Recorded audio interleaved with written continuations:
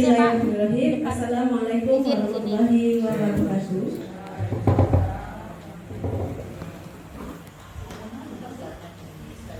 Yang saya hormati Ibu Kepala Sekolah beserta wakil, beserta Bapak dan Ibu Guru Majelis Guru Allah Subhanahu wa Ta'ala yang telah memberikan kita anugerah terindah, yaitu berupa kesehatan, sehingga kita dapat berkumpul pada acara ini. Saya menyampaikan aksi nyata modul 1.4 budaya positif dalam keadaan sehat. Selanjutnya selawat berserta salam kita sampaikan kepada Nabi kita Muhammad SAW dengan mengucapkan Allahumma sholli ala Sayyidina Muhammad wa ala ali Sayyidina Muhammad. Oke, untuk menghemat waktu Bapak Ibu, saya menyampaikan ilmu mengenai budaya positif dari modul 1.4 dari program guru penggerak. Di sini masuk pada materi, saya akan jelaskan dulu topik dalam eksplorasi konsep ini modul kami. Yang pertama, disiplin positif dan nilai-nilai kebajikan universal. Nanti kita akan membahas disiplin positif. Kemudian teori motivasi, hukuman, penghargaan dan restitusi. Nah ini nih yang harus kita ubah mindset kita ya Bu. Kemudian kebutuhan dasar manusia dan dunia berkualitas. Kemudian ke restitusi 5 posisi kontrol guru. Nah ini nih kontrol guru kita nanti, kita itu guru itu harus seperti apa. Kemudian restitusi, segitiga restitusi. Ini kita akan menghadapi masalah anak, harus bersikap seperti apa kitanya. Seperti nanti ini materi yang akan saya sampaikan. Nah kemudian sebelum materi kita lihat dulu pertanyaan pemantik biasa ya. Kalau dalam hukuman dapat mendisiplinkan anak, setuju atau tidak setuju? Hukuman dapat mendisiplinkan anak, setuju atau tidak setuju? Setuju? Setuju. Oke, jadi hukuman itu boleh dikasih untuk mendisiplinkan anak, setuju ya? Kemudian yang kedua, pemberian hukuman dengan hal positif seperti membaca atau membersihkan halaman sekolah dapat meningkatkan disiplin anak. Jadi kan ada di antara kita ini, kalau kita nggak boleh main fisik hukumnya, tapi kita suruh aja tuh anak yang salah membaca, atau kita suruh dia membersihkan halaman sekolah. Nah halaman sekolahnya luas pula ini sebenarnya, seperti itu, panas pula lagi, mungkin ya seperti itu. Kira-kira setuju atau tidak setuju? Setuju juga. Jadi boleh ya ngasih hukuman anak, kemudian membaca kan positif tuh. Kemudian satu lagi membersihkan halaman sekolah kan juga positif. Setuju? Setuju? Setuju? Setuju. Oke, setuju. Yang ketiga, memberi penghargaan dapat meningkatkan motivasi belajar anak. Setuju? Juga setuju. Berarti dari 3 pertanyaan ini, memberikan hukuman untuk mendisiplinkan, kemudian pemberian hukuman dengan hal positif, kemudian memberikan penghargaan, Bapak Ibu itu setuju seperti itu. Nah, apakah iya? Yuk kita lihat materi ke belakangnya di kurikulum Merdeka ini. Eksplorasi konsep budaya positif yang pertama dan nilai-nilai kebajikan universal. Nih, tadi dari pertanyaan pemantik, nih kita ada perubahan paradigma Bu. Nih, perubahan paradigma ini adalah yang sebelumnya dengan pembaharuan yang saat ini. Siapa sesungguhnya yang memiliki kontrol? Ya, jadi kan kontrol itu kuasa. Jadi kan kalau selama ini kan yang di atas itu kepala sekolah kalau kita ya. Kemudian kalau terhadap siswa adalah kita gurunya seperti itu. Kemudian di ilmu stimulus respon kita mencoba mengubah orang agar berpandangan sama dengan kita. Jadi kalau dari teori stimulus respon itu kita itu mencoba mengubah orang lain agar berpandangan sama dengan kita. Tetapi kalau di teori kontrol atau pilihan ini, yang perubahan ini, kita berusaha memahami pandangan orang tentang dunia.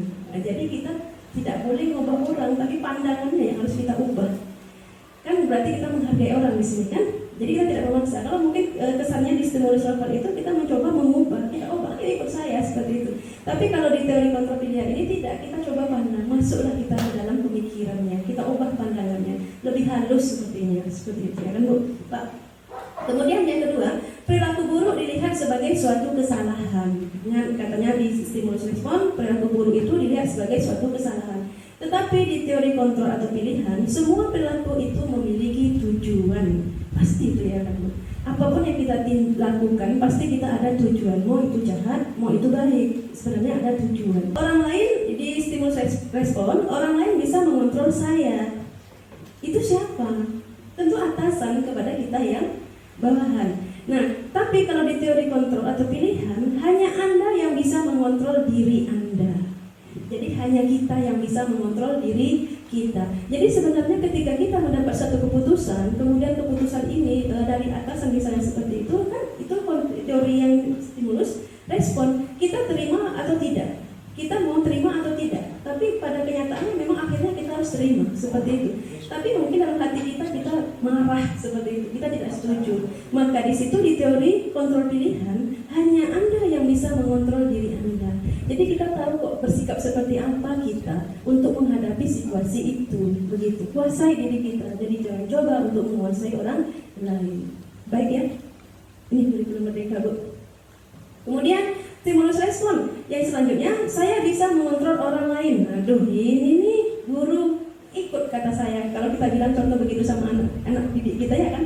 Tetapi di teori kontrol pilihan, Anda tidak bisa mengontrol orang lain. Tetapi kita, kalau guru contohnya, kita sebagai penuntun. Tidak kita mengontrol dia, tapi kita menuntun, mengarahkan. Begitulah ya Bu. Kemudian yang selanjutnya, pemaksaan ada pada saat bujukan gagal. Pemaksaan ada pada saat bujukan gagal. Jadi kita paksa ketika anak gagal ini, maksudnya anak ini berbuat salah. Jadi kita paksa, udah minta maaf atau gimana ini, begitu gitu ya. Kemudian di teori kontrol atau pilihan, kolaborasi dan konsensus menciptakan pilihan-pilihan baru. Nah, kalau ketika kita menghadapi anak yang bermasalah atau gagal istilahnya, kalau anak itu salah, berbuat salah itu gagal namanya. Jadi kalau ketika di stimulus respon itu, pemaksaan kita paksa, dia harus minta maaf, kemudian harus memperbaiki, gitu kan, seperti itu kita paksa. Tetapi kalau di teori kontrol itu tidak, kita kolaborasi. Bagaimana kita bekerja sama, kita bantu dianya untuk menyelesaikan masalah ini, kemudian bagaimana caranya dia untuk memperbaiki dirinya. Mungkin seorang anak labil dalam keadaan emosi, yuk kita redahkan dulu emosinya, kemudian yuk kita sama-sama bantu dia untuk menyelesaikan masalahnya. Bukan kita balik menyerangnya atau menyalahkannya. Nah, seperti itu. Sampai di sini paham, Bapak Ibu? Oke, kita lanjut ya. Nih, berasal dari bahasa Latin disiplinina yang artinya belajar. Jadi disiplin itu artinya belajar. Kemudian makna asal dari kata ini berkonotasi dengan disiplin diri dari murid-murid Sokrates dan Plato. Jadi dari Sokrates atau Plato mengatakan maknanya berasal dari kata berkonotasi disiplin itu dari anak-anak murid. Kemudian disiplin diri membuat orang menggali potensinya menuju sebuah tujuan apa yang dia hargai. Jadi disiplin itu untuk mencapai tujuan yang dia hargai. Kemudian namun dalam budaya kita, makna kata disiplin telah berubah menjadi suatu yang dilakukan seseorang pada orang lain untuk mendapatkan kepatuhan. Ya betul kan? Jadi kita disiplin kata kita itu sesuatu yang dilakukan seseorang, misalnya dari kita guru ini untuk mendapatkan kepatuhan dari murid kita, itu ya kan. Nah, kecenderungan umumnya adalah menghubungkan kata disiplin dengan ketidaknyamanan, bukan dengan apa yang kita hargai atau pencapaian suatu tujuan mulia. Jadi di sini disiplin yang versinya kita ini bahwa itu ya, kecenderungan umumnya menghubungkan kata disiplin dengan ketidaknyamanan. Kita bikin peraturan-peraturan, tujuannya tadi hukuman itu untuk mendisiplinkan. Tanyakan di hati nurani, betulkah hukuman itu untuk mendisiplinkan kita? Iya, kata ibu tadi, setuju. Tetapi sebenarnya nyamankah kita dengan hukuman itu? Tidak. Hukuman itu tidak akan membuat nyaman, justru akan membuat kebencian di dalam hati. Jangankan anak, kita pun begitu sebenarnya, ya kan? Nah, itu nanti akan ada lanjutan hubungan dengan kebutuhan manusia. Oke, sampai di sini nilai kebajikan adalah sifat-sifat positif manusia yang merupakan tujuan mulia yang ingin dicapai setiap individu. Pasti ya. Nilai-nilai tersebut bersifat universal dan lintas bahasa, suku, bangsa, agama maupun latar belakang. Nilai kebajikan itu. Kemudian setiap perilaku atau perbuatan memiliki suatu tujuan, kata Dr. William Glasser pada teori kontrol 1984. Ini ngambil orang luar. Kemudian yang ketiga, dengan mengkaitkan nilai-nilai kebajikan yang diyakini seseorang, maka motivasi intrinsiknya akan terbangun sehingga menggerakkan motivasi dari dalam untuk dapat mencapai tujuan mulia yang diinginkan, kata si Dian Gosen, tahun bukunya 1998. Nih yang di bawah.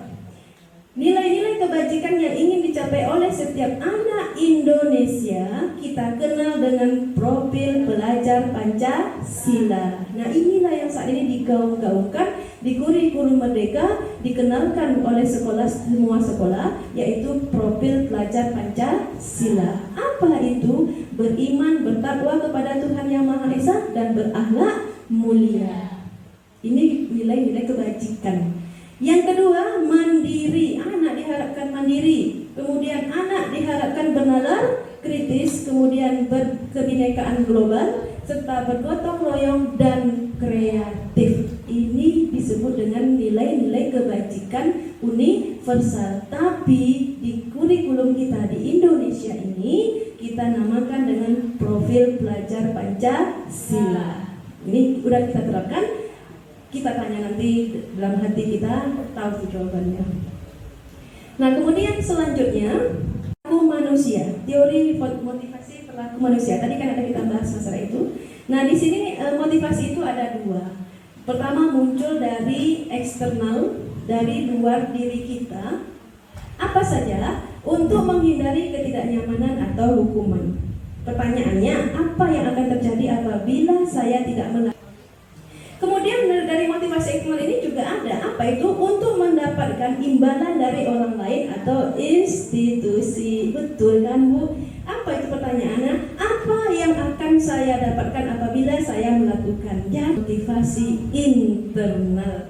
Apa itu? Untuk menghargai diri sendiri.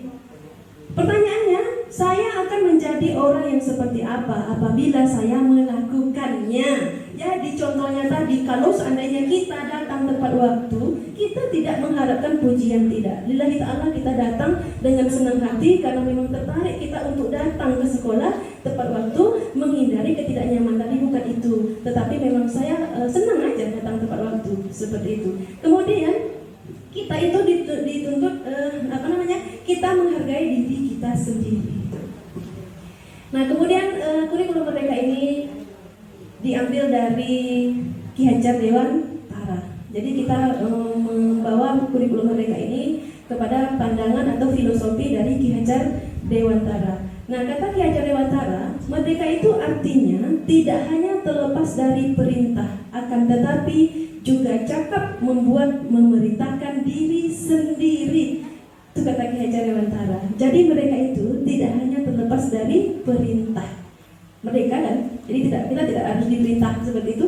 Kemudian tetapi juga cakap membuat memerintahkan diri sendiri. Ingat tadi stimulus pilihan tadi kan, kontrol pilihan tadi, bahwa katanya kita tidak usah menguasai orang lain, tapi hanya kita lah yang tahu bagaimana kita mengontrol diri kita sendiri. Nah, di situ yang dimaksud oleh Ki Hajar Dewantara, memerintahkan diri sendiri. Kita yang paling tahu apa yang kita butuhkan dan apa yang membuat kita itu nyaman. Nah, beberapa dampak dari pemberian penghargaan menurut Alfie Kohn tahun 9, dampak dari pemberian penghargaan. Ternyata nggak boleh ini kalau begitu. Kalau begitu ya, dari segi arti bahasanya. Yang pertama, pengaruh jangka pendek dan jangka panjang. Ternyata penghargaan ini dapat berpengaruh pada jangka pendek dan jangka panjang. Kemudian penghargaan itu menghukum. Kemudian yang ketiga, penghargaan mengurangi ketepatan. Kemudian yang keempat, penghargaan itu tidak efektif. Kemudian yang kelima, penghargaan itu merusak hubungan. Apa sih maksudnya? Yuk kita kasih contohnya. Tapi kita diskusikan di sini ya Pak Bu. Yang pertama, pengaruh jangka pendek dan jangka panjang. Jadi contoh gini, kalau kita mengasih sebuah penghargaan kepada murid kita, pengaruh jangka pendeknya itu apa? Kemudian pengaruh jangka panjangnya itu apa? Seperti apa kira-kira? Pak Ibu, kalau seandainya kita beri penghargaan kepada anak kita ini, kasih dia penghargaan seperti ini, kamu bagus, kemudian atau kita kasih ini nih, kayak misalnya kita punya kelas seperti itu, kita kan balik kelas seperti itu. Kemudian nanti siapa anak yang paling rajin membersihkan kelas kita, kan kita tahu ya. Nah, seperti itu kita kasihlah dia penghargaan. Penghargaannya itu maksud hati kita untuk memotivasi dia, begitu ya kan? Supaya yang lain itu juga nyontoh seperti itu. Kan kita kasih penghargaan. Apa biasanya kita kasih penghargaannya itu? Apa yang akan kita kasih nih anak kita yang baik di kelas kita ini? Apa penghargaannya? Mungkin kita akan mengasih pujian untuk dia, ya kan? Nah, contohlah seperti itu, begitu nih anak ikut dia, kan senang guru-guru begini-begini, itu kan satu penghargaan. Kira-kira kalau anak yang seperti itu akan berpengaruh pada jangka pendeknya dan akan berpengaruh pada jangka panjang. Anak ini pengaruhnya nanti jangka pendeknya dia sebentar saja seperti itu. Pikirnya begini, udahlah malas lagi melakukannya, atau nanti jangka panjangnya dia melakukan karena ada sesuatu tadi imbalan seperti itu. Itu pengaruh jangka pendek sama jangka panjang. Yang kedua, penghargaan itu menghukum. Nah, menghukum ini bagaimana? Tadi sepertinya kalau kita kasih anak kita sebuah penghargaan, menghukum dia. Contohnya ada di budaya kita, mungkin hampir semua sekolah, ketika anak berprestasi juara 1, 2, 3 dikasih hadiah, ya kan? Apa? Buku, ya kan Pak Bu? Bahkan juara umum pun juga dikasih buku, ya kan? Seperti itu. Sekarang penghargaan itu rupanya tak bisa karena dia tergolong kepada penghukum. Kenapa? Karena anak ini terasa dibebani. Kalau nanti saya tak dapat juara lagi, bagaimana? Kan beban bagi dia, hukuman untuk dia. Berarti dia harus berusaha mencari juara terus seperti itu. Itu kita tidak tahu bagaimana cara dia untuk mendapatkan atau mempertahankan juara tadi seperti itu. Apakah memang betul motivasi dari internalnya dia atau dari eksternal? Tetapi sebenarnya pada faktanya, nyatanya ini adalah menghukum anak. Kenapa? Karena anak hanya fokus pada kalau saya nanti tidak dapat juara lagi, saya tidak dapat hadiah seperti itu. Malu, dia akan mengatakan seperti itu. Maka sebenarnya jangan kasih penghargaan kalau mungkin begitu ya. Kemudian yang ketiga, penghargaan mengurangi ketepatan. Nah, ini ketepatannya kayak mana? Harusnya hadiah tadi itu untuk apa? Tujuan kita ngasih anak hadiah tadi itu untuk apa? Kita ngasih hadiah untuk anak itu supaya yang lain juga termotivasi. Tapi betulkah itu memotivasi yang lain? Jawabannya, ya kalau memang dia tidak hanya belajar, tidak akan termotivasi juga. Tetapi kita sudah akan menjadi tidak tepatnya untuk anak yang dapat juara tadi. Ya itu tadi, orang tua dari sisi orang tuanya dia akan bilang seperti ini. Nih besok tahun depan kamu baru dapat juara lagi. Karena udah keluar emaknya bangga. Ini anak saya dapat juara. Nah, betul kan? Tidak tepat kan jadi juaranya? Karena satu untuk ke pameran, untuk bilang-bilang seperti itu. Bagi anaknya apakah itu beban? Satu sisi itu beban, satu sisi mungkin barangkali memang dia bangga. Kalau seandainya itu dia juara memang dari internalnya dia tidak akan merasakan itu hukuman, kemudian itu beban. Itu tepat mungkin barangkali bagi dia. Tapi kan tanyakan lagi hati nurani seandainya kita di posisi anak itu atau kita itu gitu. Kemudian merusak hubungan itu. Nah, ketika dia dua kelompok tadi ini, satu di antara ini yang menang. Jadi apa janji si gurunya tadi? Memberikan hadiah lagi kan seperti itu. Maka di sini sudah merusak hubungan. Anak yang tidak kalah tadi dia memandang sepele kepada anak yang menang. Berarti coba nih, kenapa harus dia menang? Mungkin seperti itu, memikir seperti itu. Karena apa? Karena kita lupa Bu. Karena kita tadi fokus dengan janji kita ngasih penghargaan, maka kita terlalu memuji dan memuji anak kita yang menang tadi, ya kan? Lupa kalau kita juga punya anak tadi yang kita utus, mungkin kebetulan dia tidak menang. Kita lupa bagaimana perasaannya dia saat itu, ya kan? Nah, disitulah akan membuat hatinya kecil. Kenapa ibu itu hanya memperhatikan yang itu saja? Apa sudah berusaha? Mungkin dia berpikir seperti itu, Bu. Itu tanpa kita sadari, karena kita janji tadi, kalau kamu menang nanti akan ibu kasih hadiah lagi. Ternyata memang benar kita memperhatikan anak yang ini saja, seperti itu. Akhirnya apa? Lupa kita dengan anak yang tadi, dia tidak menang, seperti itu. Apa yang terjadi? Dia kecil hati. Sudahkah kita sebagai guru? Pak Bu ya. Kemudian nih dia segitiga, pokoknya kita marah semarah-marahnya, ada ya, itu penghukum namanya. Kemudian dia akan berkata, kalau kamu tidak melakukan, awas ya, kan kita ngancam Bu, seperti itu. Kemudian hasilnya anak akan memberontak, menyalahkan orang lain, dan pasti anak itu akan berbohong. Karena apa? Dia terjepit, dia tersakiti. Seperti itu. Kemudian kaitan dengan dunia berkualitas, akhirnya dunianya berkualitas tidak. Murid meletakkan guru di luar dunia berkualitas. Maksudnya murid tidak akan dapat simpati lagi, guru itu tak akan simpati lagi di mata guru muridnya. Karena kebencian sudah ada di dalam dirinya, ya kan? Pasti Bu marah anak itu ketika kita marahin dia dendam itu ada ya. Apalagi kata-kata kita yang kena betul di hatinya. Kemudian murid berkata, ini kalau dari penghukum ini, kalau dulu yang sebagai penghukum, murid berkata, biarkan saja, nanti juga marah-marah lagi. Nah, kita dukung. Sekarang guru yang berbuat rasa bersalah itu seperti apa? Guru berbuatnya seperti ini. Berceramah dan mengatakan seharusnya jangan begitulah, ibu kecewa sama kamu. Itu membuat rasa bersalah. Ini gurunya baik amat ini. Nggak marah-marah, tapi dia jangan ya kayak gitu. Kecewa ibu sama kamu. Ibu sama dia baik sama kamu. Kok kamu nakal toh? Seperti itu. Kita baik Bu, tapi kita sedang pada juga masuk kepada identitas gagal. Kemudian hasilnya apa? Menyembunyikan atau menyangkal atau berbohong, menjadikan anak itu tidak, kok bukan saya yang melakukan itu Bu, berbohong dia, menyangkal dia, padahal iya. Kemudian kaitan dengan dunia berkualitasnya, murid meletakkan guru di dalam dunia berkualitas. Kemudian murid berkata, maafkan saya Bu, pasti kan? Nah sekarang kita masuk ke identitas berhasil. Guru yang mana? Yang pertama adalah guru sebagai teman. Seperti apa guru berbuat? Membuatkan alasan-alasan untuk muridnya. Yang kata teman, ibu bantu, iya, begitu. Angkat lagi tangan gitu ya. Kemudian guru berkata, ayolah lakukan demi ibu. Masa kamu tidak mau? Ingat ibu pernah lo bantu kamu. Ya kan? Nah kita meminta sama anak karena kita merasa dekat dengan anak, maka kita mengeluarkan kalimat-kalimat serasa yang dekat dia dengan kita. Ya kan kawan kita ini. Kemudian hasilnya ketergantungan. Anak akan tergantung sama kita. Bu, saya tak bisa mengerjakannya. Besok aja ya Bu ya. Kumpulinnya. Iya nggak apa-apa. Kita kan temannya dia tadi. Akhirnya apa? Anak akan ketergantungan kepada kita. Besoknya dia gitu lagi.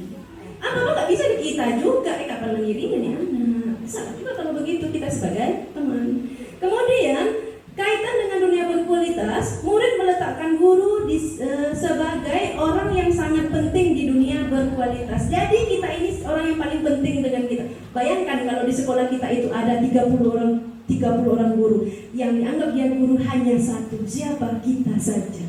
Karena yang paling penting itu hanya kita bagi dia, guru lain tidak. Seperti itu. Betulkah didikan kita itu? Entahlah. Jawabannya dari hati nurani kita. Kemudian murid berkata, saya pikir bapak ibu teman saya. Tentunya begitu. Nah tuh, saya tidak takut, tapi saya tetap menghargai bapak ibu karena kan kita teman Pak. Bahasanya pun mungkin akrab dengan kita, begitu ya. Kemudian dampak pada murid lemah, tidak mandiri dan pasti tergantung. Ya nanti kalau punya masalah dia akan mencari kita. Iya kalau kita standby terus dengan anak itu, kalau kita masuk dia mencari kita. Nah di mana mandirinya dia? Nanti dia dimarahin sama guru yang lain, kemudian carinya kita. Apakah kita tidak punya masalah juga? Apakah kita selalu standby untuk dia? Kita sudah membuat dia tergantung dengan kita. Maka juga janganlah menjadi teman. Boleh lah sekali-sekali, tapi tak usah seringkali kira-kira ya. Kemudian sebagai pemantau, ini nih profesional ini. Apa itu pemantau? Guru berkata menghitung atau mengukur. Nih contohnya gini, pokoknya ibu tunggu ya tugasnya. Bu nanti kalau benar sedikit nanti aja ya Bu boleh. Itu sebagai temannya tadi dengan iya oke. Tapi nanti 5 menit lagi selesai ya. Kita pantau terus, itu pemantau. Kemudian guru berkata apa peraturannya? Tadi apa yuk peraturannya? 5 menit lagi kan selesai ya.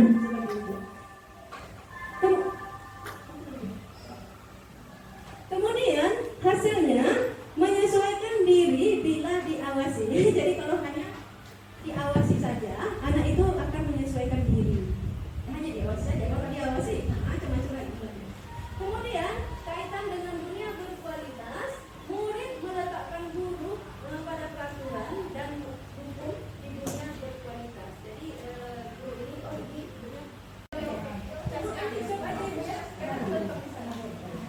Oke, kita lanjutkan lagi guru sebagai pemantau.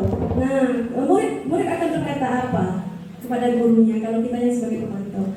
Berapa banyak bintang yang saya harus peroleh? Berapa halaman yang harus saya tulis? Nah, ini dia.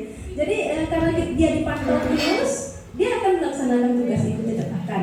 Tapi kenapa? Karena dia merasa kita pantaunya kan bapak ibunya profesional, pasti ditagih ini, nah seperti itu ya kan. Maka dia akan mengerjakannya. Nah, kira-kira kalau anak mengerjakan itu adakah motivasi eksternal atau motivasi internal? Kan akan terjadi dua kemungkinan, bisa eksternal, bisa internal, bisa bersifat hukuman juga ya kan, karena apa? Sebenarnya malas, tapi karena ibunya mantau, ini dia sebenarnya bagus seperti itu.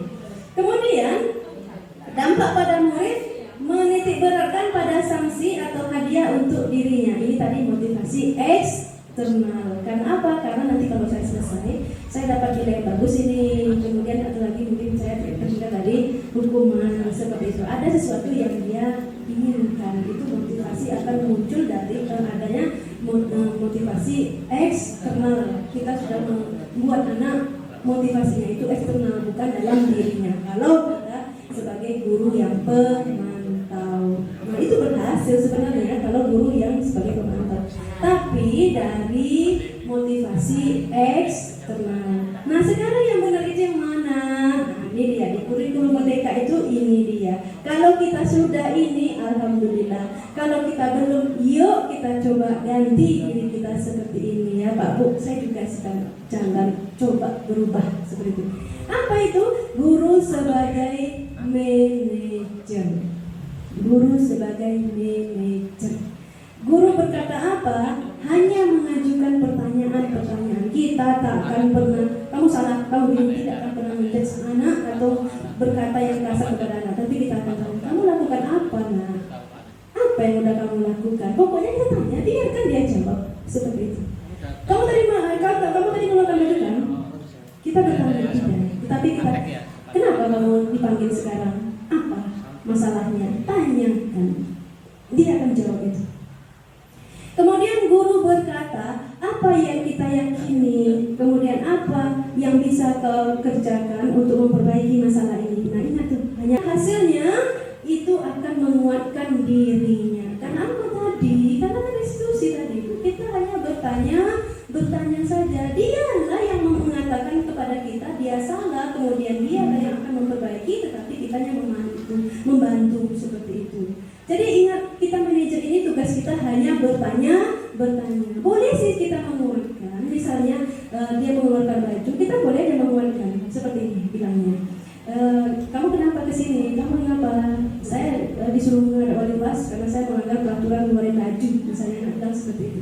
Nah terus kita bilang lagi, kita manajer ya, kita manajer, kita bilang itu sesuai dengan diri kamu mengeluarkan baju di sekolah itu nah? Tidak Bu sebenarnya. Nah terus kenapa kamu lakukan? Sebenarnya sih tidak apa-apa ya, wajar aja. Saya waktu dulu jadi guru juga pernah, waktu jadi murid juga pernah sekali-sekali saya mengeluarkan baju.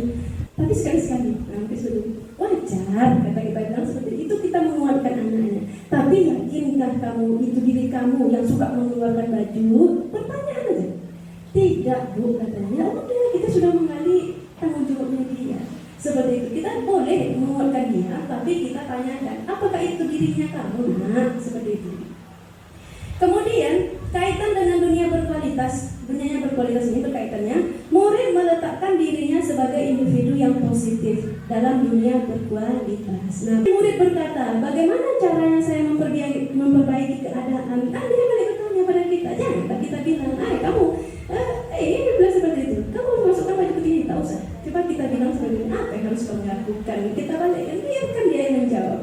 Oke lah Bu, saya tidak akan mengulangi bajunya, yakin? Nah, paling kita begitu, yakin Bu, seperti itu, betul, seperti itu. Kita kan mulai tak marah-marah ya. Tapi kita hanya bertanya, biarkan dia yang menjawab, karena yang itu memunculkan dari motivasi internal. Ini yang kita motivasi internal, bukan karena ada apa-apanya, karena memang dari dalam dirinya. Seperti itu. Inilah yang tugas sebagai guru, sebagai seorang manajer, membagikan motivasi internal yang ada dalam diri anak itu. Seperti itu. Nah kemudian dampak pada murid apa? Mengevaluasi diri. Bagaimana cara mengaitkan dirinya? Dia akan mengevaluasi dirinya. Berarti ketika dia melakukan kesalahan tadi, kita kita tanya, apa yang sudah kamu lakukan? Terus bagaimana cara kamu memperbaikinya? Apakah itu keyakinan sesuai dengan diri kamu atau keyakinan kamu? Kan dia jawabnya nanti udah dijawab itu. Maka di situ dia akan mengevaluasi dirinya. Dia akan bilang, oh ternyata saya ini salah. Kira-kira anak ini akan melakukan lagi tidak? Saya rasa tidak. Karena nanti dipanggil lagi dengan kasus yang sama, ya malu juga kalau saya sebagai anak, kalau saya. Selanjutnya, Pak Bu ya. Kemudian ini dia segitiga restitusi, seorang manajer tadi. Nah, seorang manajer ini dia akan ketika menghadapi murid yang gagal, maka dia akan menggunakan menyelesaikannya dengan segitiga restitusi. Yang pertama menstabilkan identitas, yang kedua validasi kebutuhan, kemudian menanyakan keyakinan. Nah, ketika menstabilitaskan ketika menstabilitaskan identitas untuk membuat anak yang merasa gagal karena memperbuat salah menjadi positif terhadap dirinya. Jadi ini maksudnya dari gagal kita coba ke suksesnya dia. Guru berkata, berbuat salah itu hal yang manusiawi, tidak ada manusia yang sempurna. Bapak Ibu juga pernah berbuat salah, kita pasti bisa menyelesaikan permasalahan ini. Bapak Ibu tidak tertarik untuk mencari tahu siapa yang benar, siapa yang salah. Bapak Ibu lebih tertarik untuk menyelesaikan masalah. Kalau kamu menyalahkan diri sendiri terus-menerus, apakah kamu bersikap baik pada dirimu? Ya Allah, kalau kita jadi guru yang manajer, bijaksananya kita, ya kan? Kita tak ada sedikit pun menyakiti, tetapi kita memang betul membuat anak ini bertanggung jawab terhadap dirinya. Bangkitkan motivasi internalnya. Kalau itu menstabilitaskan identitas. Kemudian validasi kebutuhannya. Apa itu? Membantu murid mengenali basic need atau kebutuhan dasar yang ingin dipenuhinya ketika melakukan kesalahan itu.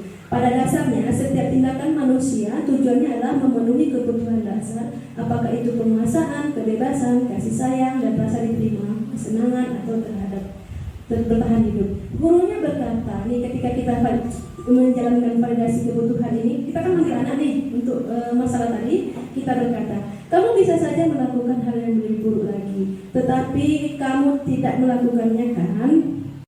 Kamu harus seperti apa?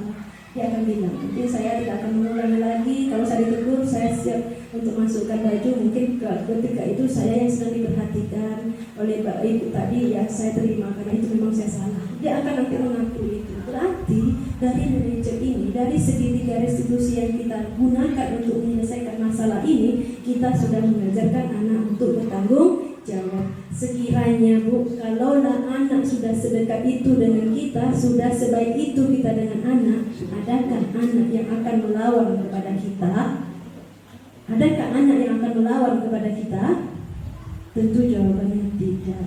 Seperti itu. Berhasil kita sebagai guru? Insya Allah berhasil. Seperti itu.